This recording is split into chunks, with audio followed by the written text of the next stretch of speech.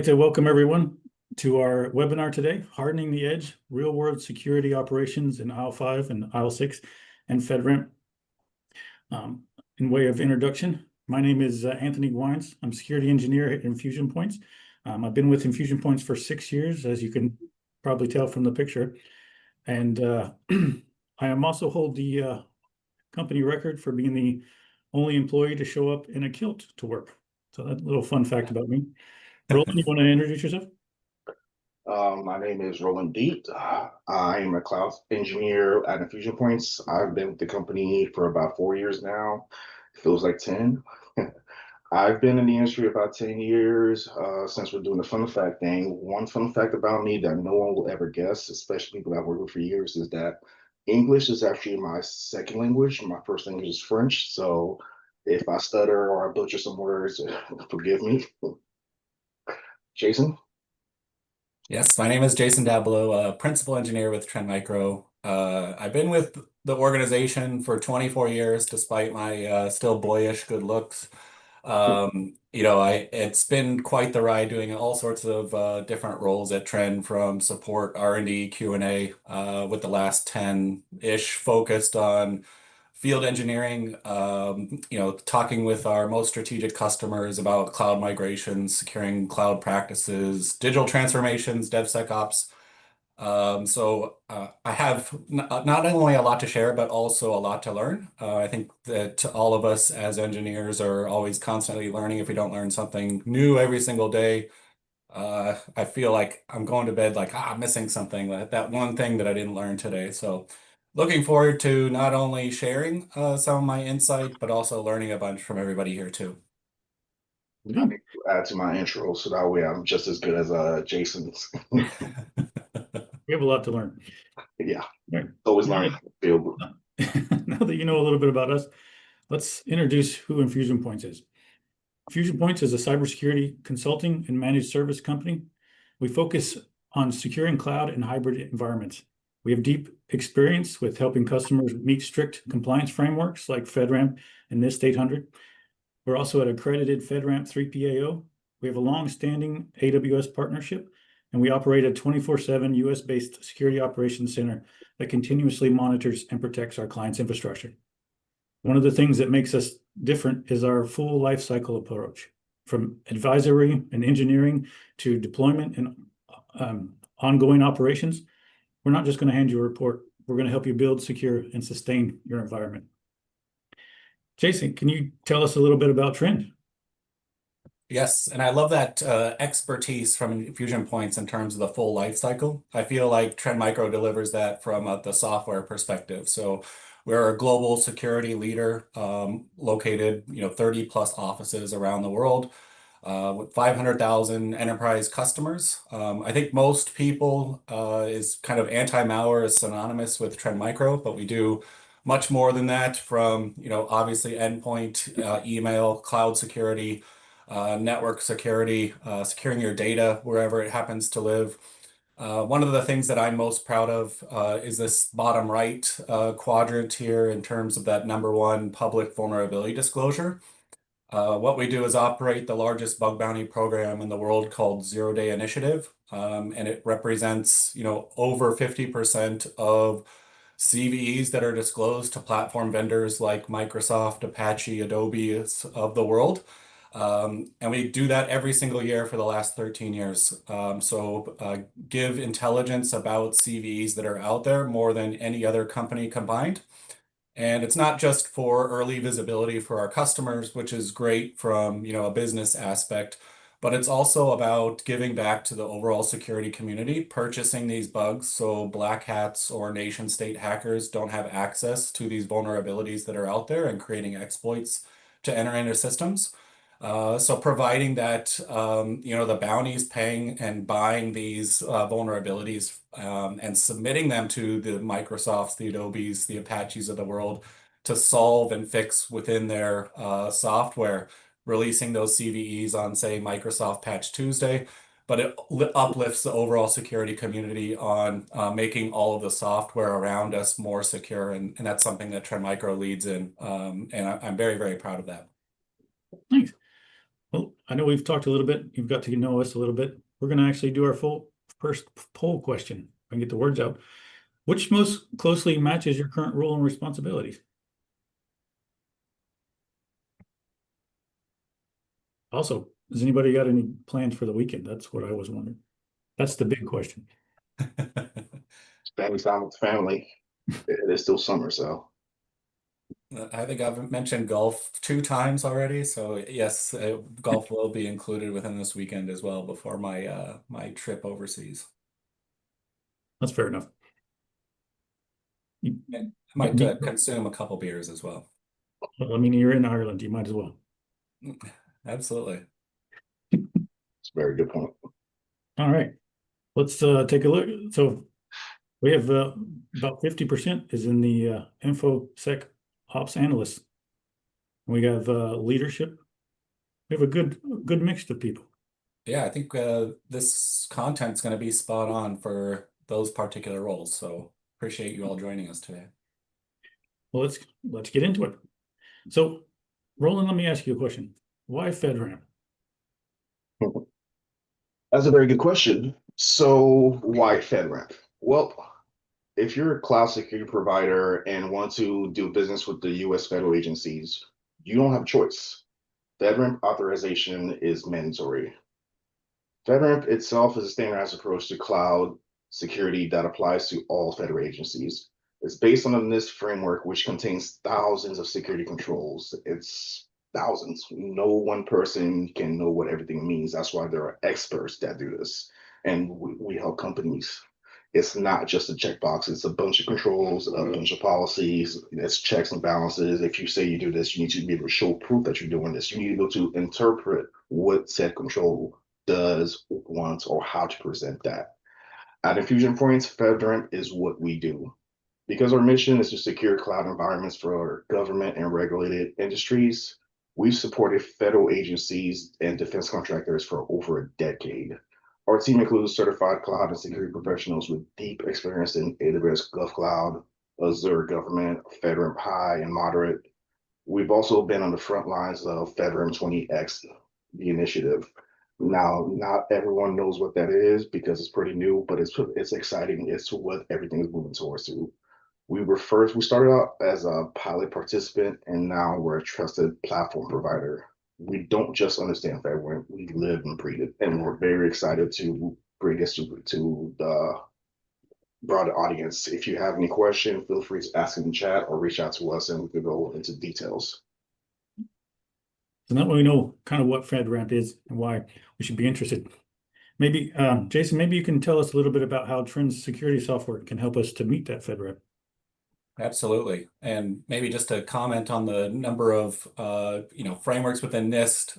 I did a paper back in 2016. Well, I personally didn't do it, but myself was involved in writing a paper with AWS all around supplying NIST controls. And somebody had the task of going through an Excel sheet and mapping out every control from AWS and the deep security solution that you're seeing here. And I remember it was like 25,000 rows, each with all of our different solution sets. And from that point on, I knew that I would never get into an auditing role where I had to be responsible for those little X's in every single column and row.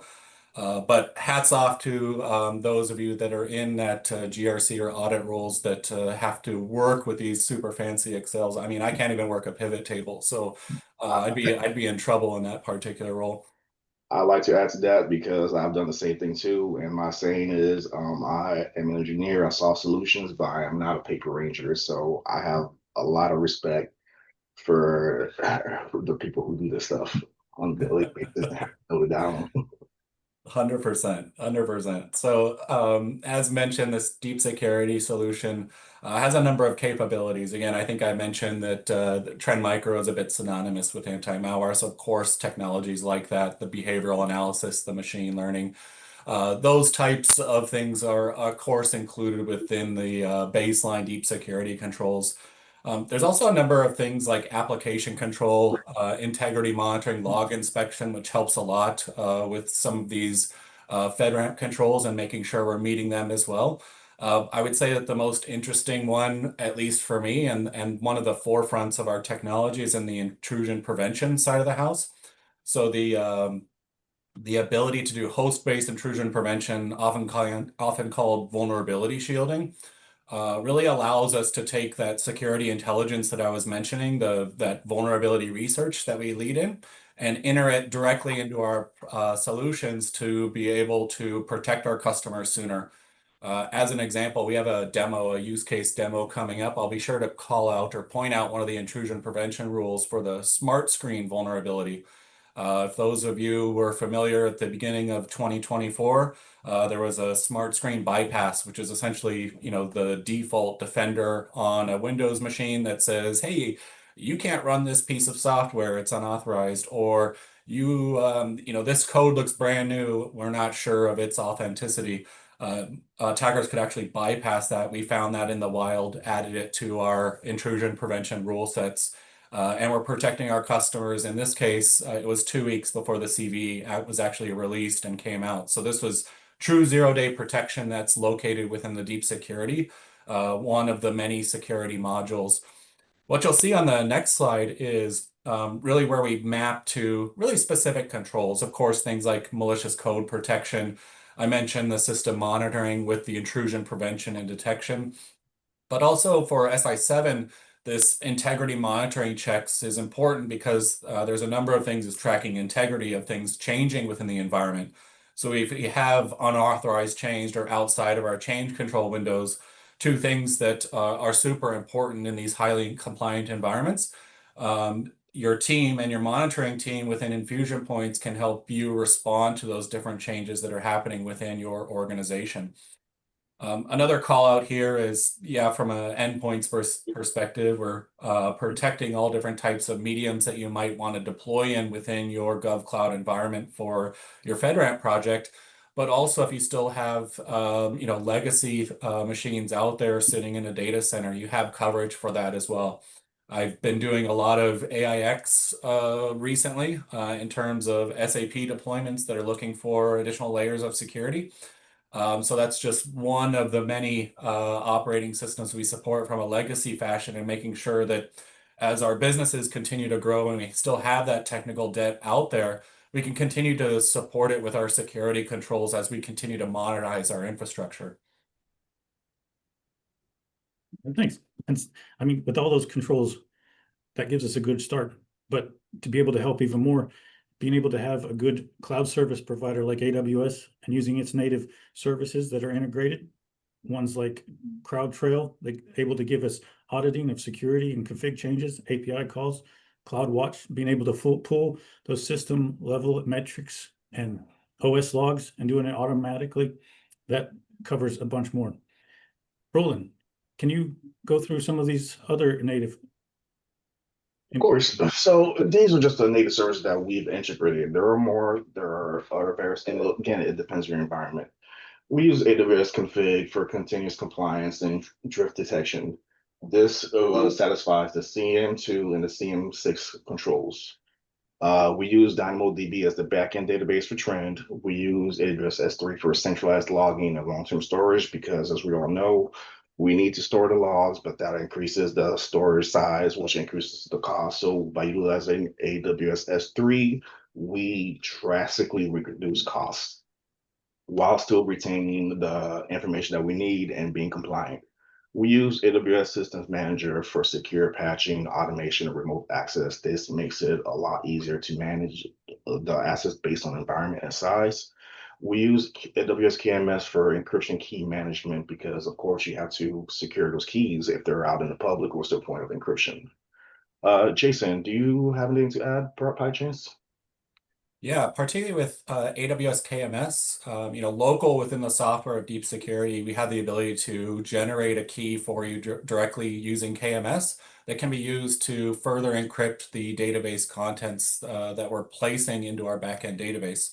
So things like our system logs, eventing, all the things that are happening within these environments, we're making sure that they're encrypted to rest utilizing AWS KMS. There's some other integrations here too, like direct SNS connections. So you can spawn Lambda functions for, events that are happening within the organization, as well as some visibility things that I think we'll cover during the live demo that kind of brings inventory assets to all of the EC2s that might be running within your organization as well. Yeah. And why do we go over this? Because one of the biggest challenges organizations face, especially in regulated environments, is fragmented visibility. Logs are scattered across services, making it difficult to correlate events or detect threats quickly. That's where these integrations really shine, because we're able to leverage these tools and to be able to tie them back into a scene like Graylog or OpenSearch. We're able to have the deep security events, be able to see what's going on, and have that all in one place, in one pane of glass. You guys have anything to add? I think just being able to add the different log sources, as you mentioned, so from CloudTrail to VPC flow logs, having all of your information in one spot is a great start for compliance visibility, and also starts us on our journey of continuous monitoring and automation. And then I think, Roland, you have some additional insights coming later on some of those automation and continuous monitoring that we're doing as well. So this is a great kind of starting point in terms of our central log collection, specifically for compliance visibility, but also can spawn some of our other SOC activities and actions that we might be doing off of this SIM logging as well. Okay. Let's take a look at some of those controls too. So we're talking about the mapping of the controls and what has responsibility and what fulfills them. We look at something like AC6 access control least privilege. We're able to use the AWS IAM and Trend role-based access to be able to fulfill that. We look at AU2 and AU6, which is audit logging and review. As we talked about, we're having all those logs being able to be parsed and sent to the SIEM through Trend, through CloudWatch, having all that in one place. For the deep security perspective that you're looking at here for the CM6 and 7 with the host integrity and application control, we touched a bit about like the integrity of the system with integrity monitoring, but here application control can actually lock down a system. So even if they do have admin permissions, they don't have the ability to actually make changes within the particular environment. So this is great in terms of locking down a particular system and not allowing any changes to happen. And if they do have access to make changes, say, for example, we want to update a configuration, we're also tracking the changes within that integrity monitoring module rule set as well.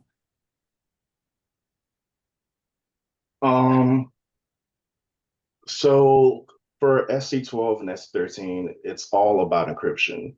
All data, both in transit and at rest, needs to be encrypted, and we achieve this by utilizing the combination of AWS KMS for key storage, the TLS protocol, and Trend's FIPS configuration. Jason, do you want to mention FIPS 140 for all communication done by agents? Yeah. Great call out too, is that because all of our agent to manager communications is all done using FIPS 140, it gives you that encryption on the wire too. So the ability for all agent communications, no matter what it's doing, all having that FIPS 140 configuration is one of the utmost things that's from a responsibility aspect of having that data encryption in transit. And one of the key factors of having a deep security deployment within these highly compliant environments is making sure we're checking off those checkboxes when it comes to encryption in transit as well as at rest with that KMS that I mentioned previously.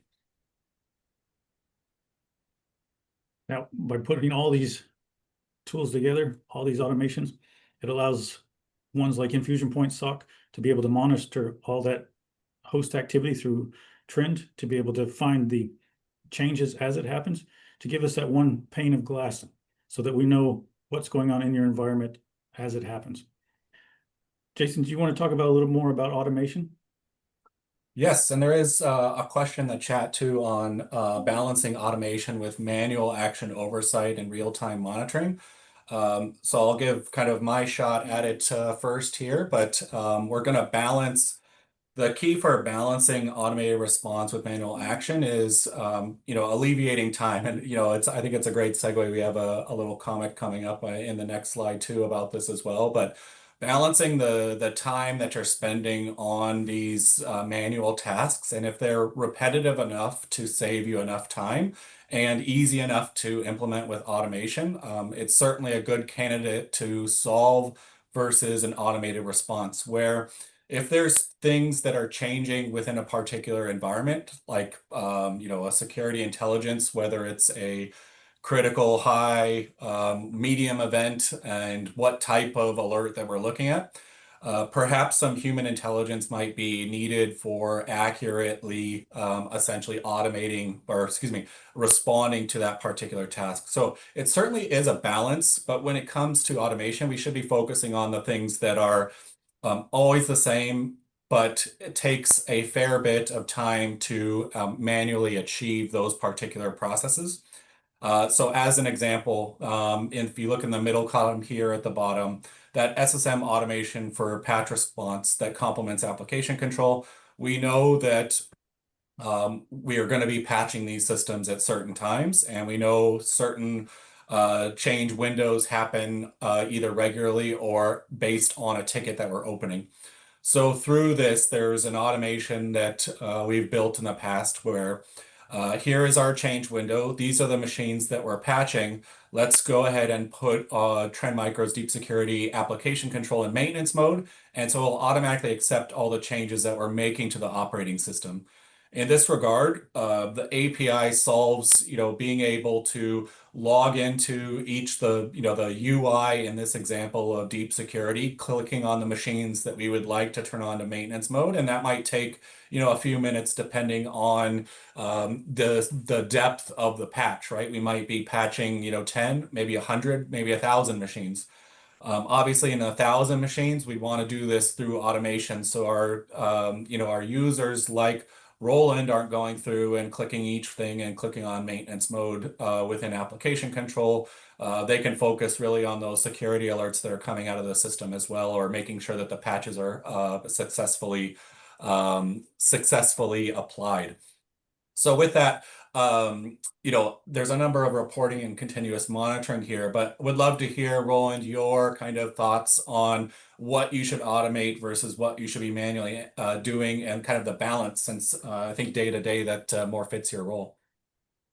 It really depends on your environment. If you find yourself doing repeating tasks over and over again, you want to automate that, but you don't want to over automate, which is where a lot of engineers or entities have issues, especially when it comes to security. If it's too robust, you have issues. If it's not enough, then you're just doing work that you don't need to be doing on a regular basis. You want to be as efficient as possible. Yeah, the point is to automate, to be able to free up time to be able to do things that you need to. I mean, one of the things that we say is the task might take 5 minutes, but I'll spend 20, 30 hours trying to automate that so I don't have to do it again. There's actually, like as Jason mentioned, we have a quick squiggles to show you that in the next slide. We'll go ahead and go with it. And we also start our final poll question too.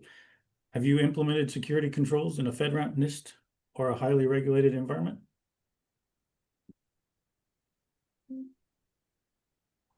I do really like this meme. This is one of my favorite ones. I mean, once I saw it, I was 100% about it. You don't think about it, but this is very accurate to real life.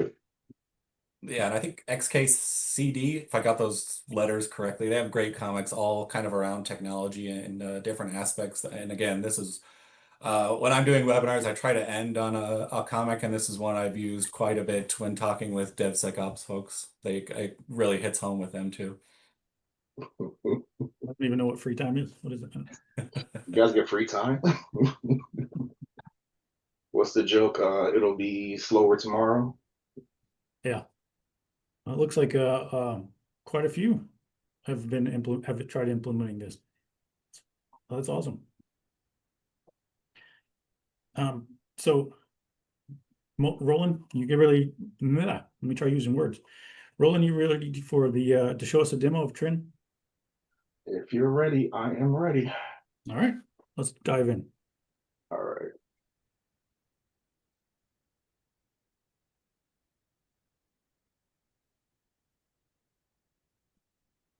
So I hope everyone can see my screen. So this is our desktop environment. Well, our sandbox environment for a quick demo. What you're looking at is our dashboard. This is a quick overview of your security posture, just like a snapshot of the current security posture in your environment. Quickly, as you can see, alert status is what's currently happening in your environment, how long ago did it happen, computer status, how many of your assets, nodes, instances, EC2s, whatever you want to call it, has a critical finding, a warning, or managed. Managed means that everything it's online, it's reporting, and everything's good. Unmanaged means it's been discovered, or you added the computer, instance, server, however you want to call it, into the system manually, and there either is no agent or the agent is on there, but it is not reporting. Essentially, we're not getting any information from there. And there are various reasons where it's something new or it is not part of your boundaries, so that will change. Dashboards are fully customizable. I created one that I generally use in all the environments that I monitor. It's fully customizable. There are a fair number of widgets that you can add based on your needs. It's again, this is fully customizable. It's all up to you. But it's generally just a quick overview of what's going on. How many of your agents of your nodes have anti-malware, things like that. You can add it as you want. Now, actions is for application control. Every node or instance, if we're talking about cloud, will have an agent deployed to it, and that agent reports back to the server. And this is where you get a summary of what's going on. I can group it by a hash or a computer and say what's going on with that for application monitoring. If we go quickly to alerts, again, just like on the dashboard, this is just every alert. Instead of just one computer, it's for all your computers in your environment. Same thing with events and reports. Jason went over that previously, so I won't go too much into it. Next is computers. Computers is where you're going to spend a lot of your time. You can think of it as a full inventory of your environment, and it's great because it gives you everything that you need in one pane. We use AWS Cloud Sync for all our environments. So anytime there's a new instance EC2 deployed, it will pop up here and we can see it. We can also manually add computers to the environment, organize it however we want. But a quick overview, name of the computer, descriptions, those are manually done uniquely, however you want to do it. Platform, that'll just tell you the operating system. Policy is just a policy that the asset is assigned to, and I'll go over that more in a little bit. Status just tells you what's going on, what's the current status, is it offline, is it online, is it managed online or unmanaged, as I stated previously. Task is just what's going on. Last minute communication, when as a check-in. By default, all the agents check in every 15 minutes, but you can increase or decrease that based on your need and bandwidth. Send policy means did it get the latest policy? And obviously, if you see a older date, that means it's offline or something wrong and you can troubleshoot. So if we were to pick any instance, any mini mighty mo by random, quick overview, and this is just for the specific instance itself, managed online, on anti-malwares on real time, web reputation, and things like that. If we go to anti-malware real quick, pretty straightforward. It's just a scan. It can be scheduled. It can be on demand. It can be customized on what it looks like, just like any malware scan that on market. Roland, really quick, if you could click back on the overview, I think it might be interesting to point out if you scroll to the bottom on this page, kind of has some additional information that we're bringing in directly from AWS as well. We have the account information. We're seeing all the things like if it's an EC2, the operating system, things like that. But also the summary contains all of the AWS information as well. So the metadata attached to an EC2 instance, what VPC it's attached to, the subnets that it has. And the really cool part here as well is our ability to not only recognize these things, but assign policy based off of it. There's a question on the chat about some common pain points for agent deployments for large scale cloud environments, anything to be mindful of. From my perspective, I've done a lot of these, and one of the kind of the cool parts of the deep security deployment mechanism is we provide not just like an agent download the executable, say in a Windows environment, but also deployment scripts that can be launched at the time when the instance is launched. You can also do it, bake it into your golden AMIs as well within your AMI factory. You can bake activated agents, so the second they come online, they have the exact policy that they're looking for. There's no learning period or spin up time. You have these exact compliance metrics that you need at the exact time the agent comes online. So with that, from a deployment perspective, because you can assign these policies based on different factions. So we're tagging things as a web server that's located in my FedRAMP environment. We can have a policy pre-built out, assign that policy based on those tags that we're seeing. So in the deployment aspect, it's getting the proper policy based on different things like the metadata within the account or where it's positioned, what AWS account it has, et cetera, et cetera. Also a part of that, because we have deployment scripts, executables, we can also implement directly within your software orchestration workflow that you're using today.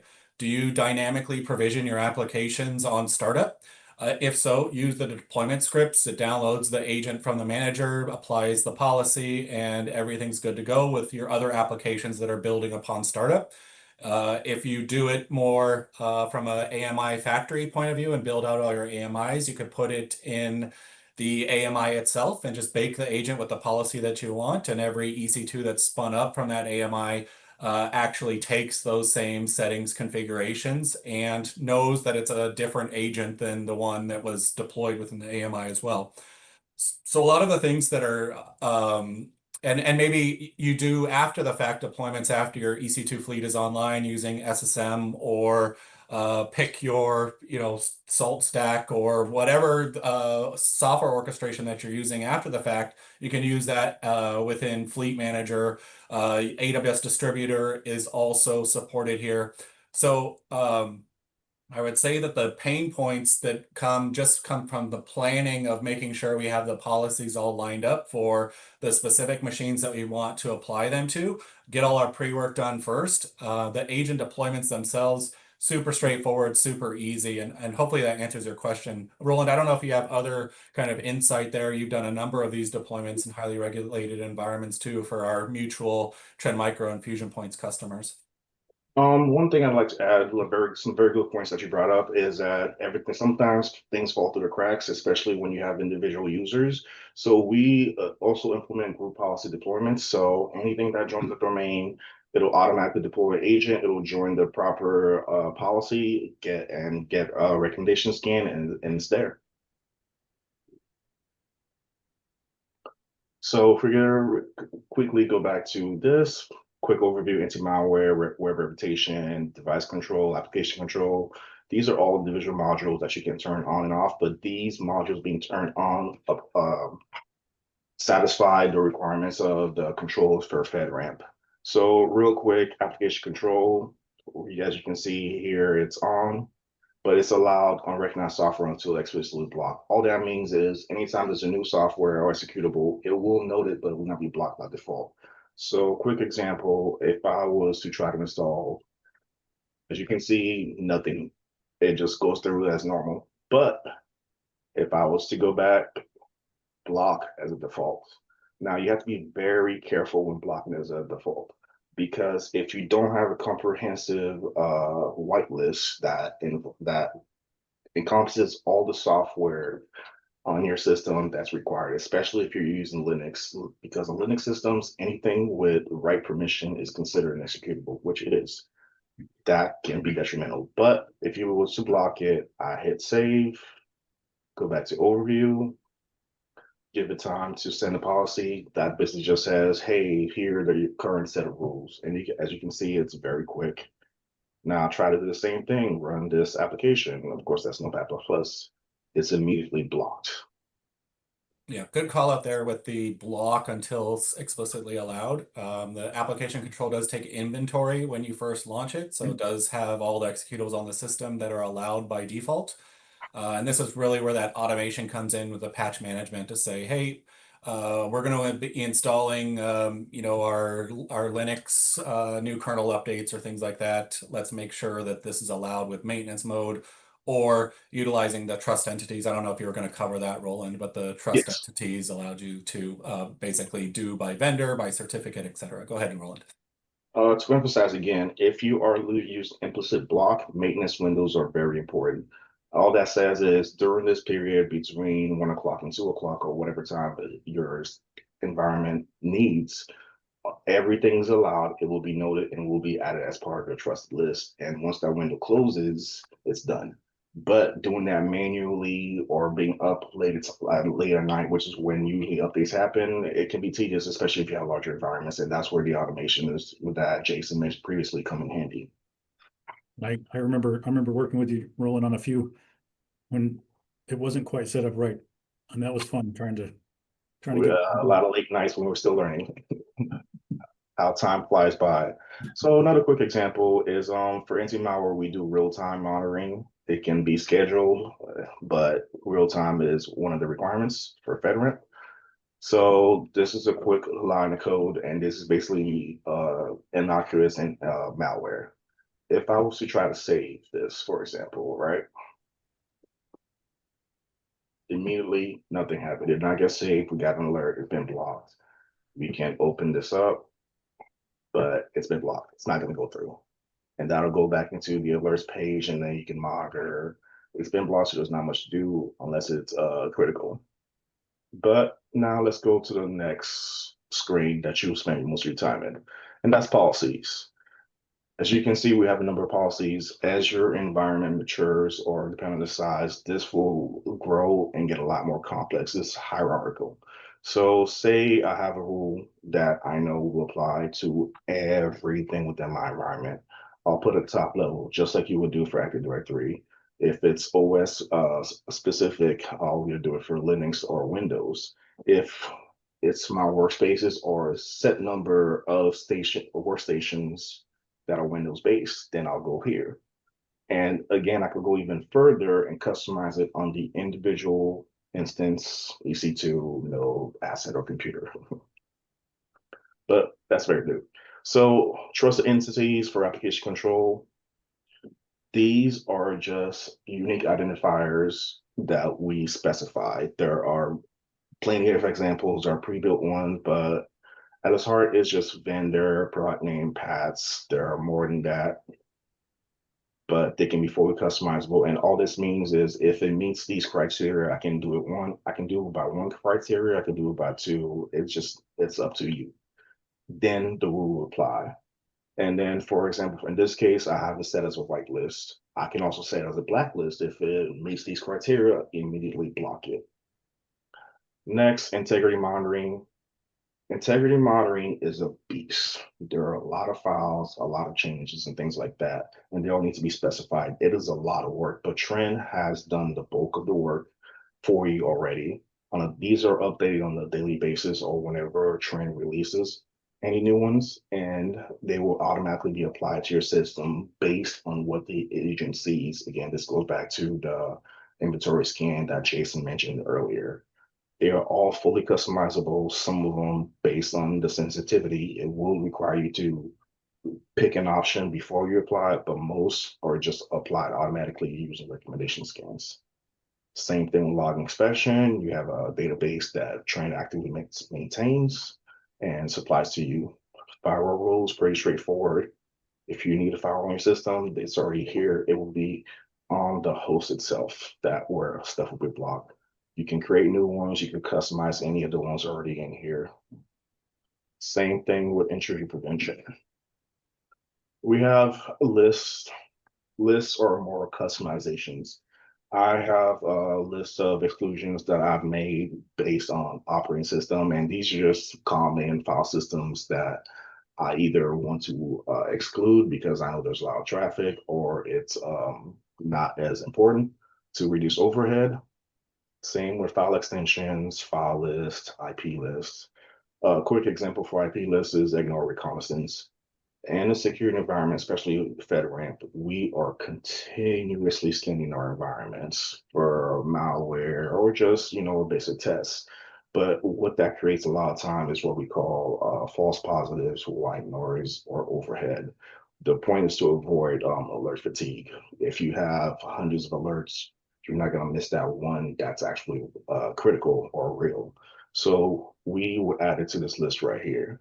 If you want to categorize things, you can have domain controllers, you can have it for your corporate network IP, and that's just to either make it easier for yourself to manage or organize. Same thing And with MAC these, lists and port lists. yeah, these lists represent too the kind of all of the great integration work that InfusionPoints does for you, right? This is their years of expertise, particularly working with the software solution. It does have lots of levers to pull and knobs to spin. But they've done this with many, many customers in terms of going through this configuration, this continual monitoring, and setting up all these lists specific to helping your company meet FedRAMP and other high compliance efforts. And similarly, the software Deep Security helps you do that with some of its automation that it has. Roland was taking you through some of the integrity monitoring, the log inspection, intrusion prevention. But that, just to reiterate that key piece of the recommendation scans that tells you what applications have been installed, what's vulnerable, what do I need an intrusion prevention rule? Do I have that smart screen vulnerability from Microsoft on my system, and automatically apply those? And then the nice thing too is that you assign that patch, you deploy that patch, that virtual patch, that intrusion prevention rule isn't needed anymore, and it simply falls off since it's covered by that software patch that you've now applied. So both the software works intuitively in making some of these configurations, but the InfusionPoints team really goes that next steps and helps with all the exclusions, the list building, all the things that are needed within a deployment and implementation. Right. I can go further, but does anyone have any questions? If not, we can move on to the next slide. I think you covered it pretty well.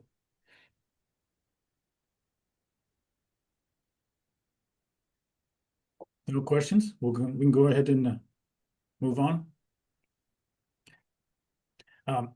Excuse me. That's caught me off guard. I apologize. Jason, you want to talk to us a little bit about Trend Vision 1? Yeah, absolutely. So we've shown a lot today about software deployment using Trend Micro Deep Security. It is also one of the key technologies in play here from a Trend Vision 1 perspective. Trend Vision 1 is our commercial cloud offering. It is built on commercial cloud, so not applicable to these highly compliant environments. It offers things like, as you can see in the top right, endpoint security, of course, cloud, network, email, all sorts of different aspects as it relates to your overall security stack.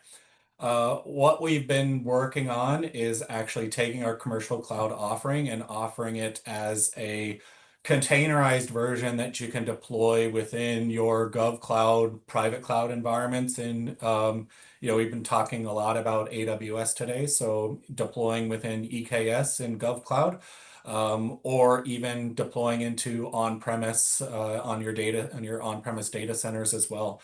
It gives you access to not just the deep security software, but also things like, next gen EDR, XDR technologies, watching telemetry of the particular systems, correlating and combining that with network traffic from our network visibility tools, and feeding in all of that information into our cyber risk exposure management, which continuously shows and adjusts the risks while proactively and prioritizing what the team should be working on to ultimately lower the risk. So it shifts from a more reactive model where, hey, we see a application control event or somebody changing a file on our system, or even something more serious where a piece of malware was dropped, or reacting to one of the events, to cyber risk exposure management says, hey, there's a potential attack path because our VPC is open to the internet. Let's take a look at that because there is no threat activity currently. Let's proactively solve that so it limits the amount of holes that an attacker can attack and lowers the overall risk to the organization. So this is something that is incoming in terms of InfusionPoints and Trend Micro working together to utilize more and more technologies and essentially working closer together to help protect these highly regulated environments. Oh, thank you. So let's talk about our summaries and takeaways. We've talked about the thousands of controls FedRAMP has, but by using tools like AWS native services, Trend Micro's deep security, we're able to put all that into one place so you can have the real time knowing what's going on in your environment as soon as it happens. Roland, Jason, you have any final thoughts or takeaways? My main takeaway is that the automations through the API integrations are really powerful and often overlooked. I highly encourage everyone to explore the capabilities and experiment. And for me, that it's that bottom point, right? You have a combination of expertise in different areas. So Trend Micro on the security software perspective, you have AWS who does this all the time from a cloud service provider and taking customers through FedRAMP deployments. Roland, Anthony, and team at InfusionPoints, their expertise in not only the implementation, but the ongoing operational perspective of from a security perspective and implementing all of these controls to make you meet your compliance needs much faster. All right, we've reached the end. We do have one question. I think, as I mentioned to him in the chat, it is a bit outside of my kind of expertise, but can one of you talk some of your thoughts on the SSP app J? They're a USSF assessor and often find a significant disparity between what is in SSP app J due to the fact it's developed by the CSP and what is 3PAO validated in the SRTM. Definitely run into issues on what is the truth source when it comes to what is truly the responsible of the mission owner. And apologies for putting you both on the spot, but it's certainly something that if you don't have the answer to, we can get you the answer, Shane. Yep, I'm not sure how to answer that right offhand. Roland, you have any thoughts on it? That's not really where I specialize, but we can certainly get you the answer that you need for that. I believe after the webinar is over, you'll receive a follow-up, and we'd be glad to reach out and get an answer for that. Yeah, appreciate the question. I think we've answered most of them as we went.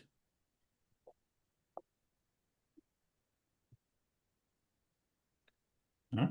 I'll just end from a Trend Micro perspective, just to thank everybody for joining us today, or if you're watching on our recording, appreciate the attention, and we're always here to help with any of your needs from a security software perspective. I guess we didn't leave contact details, but it's something that we can certainly put in play. I think we're all on LinkedIn, as well as we can share all of our email addresses after the fact.